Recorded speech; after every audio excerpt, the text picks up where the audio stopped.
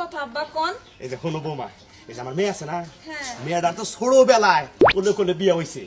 কোলে কোলে বিয়া হ, তাই নাকি? ছোটবেলায় কোলে কোলে বিয়া, মানে বিয়ার আলাপ আলোচনা করে বিয়ে শেষ, বুঝছাও?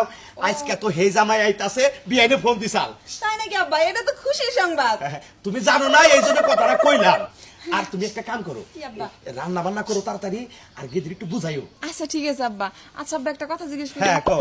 এই যে বললেন যে 20 বছর আগে নাকি বিয়ে দিছিলেন কোলে কোলে, হ্যাঁ, হ্যাঁ। এই রহস্য কি আব্বা? আচ্ছা বৌমা, আমি তোমার রহস্য কইতাছি।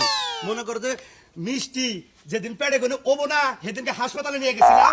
আর আমার বন্ধু তার বউ নিয়ে গেছিল, তার ঘরে গনে মনে করো তার পোলা হইছে।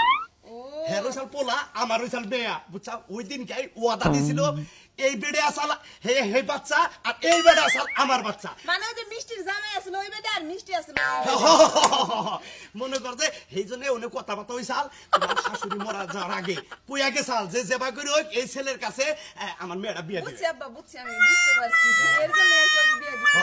কিন্তু গেদি তো জানে না। সমস্যা নাই আব্বা, ওরে আমি আজকে সুন্দর করে সাজাই দেবো।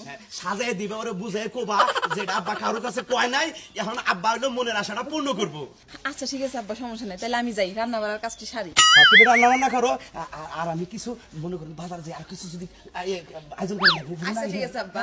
গেলাম তোর বাজার গেলাম। আচ্ছা ঠিক আছে আব্বা, যাও। গেদি কো, কি জানি আব্বা, হয়তো যে কোনো বাগানে বসে বসে রয়েছে আর কি। ওরে ভালো করে বুঝাইও। আচ্ছা ঠিক আছে আর আব্বা। মোটামুটি বাইক গেছিল তুমি কইও। হ্যাঁ, আচ্ছা আব্বা, ওরে আমি ফোন দিই। আচ্ছা ঠিক আছে, গেলাম। আচ্ছা ঠিক আছে।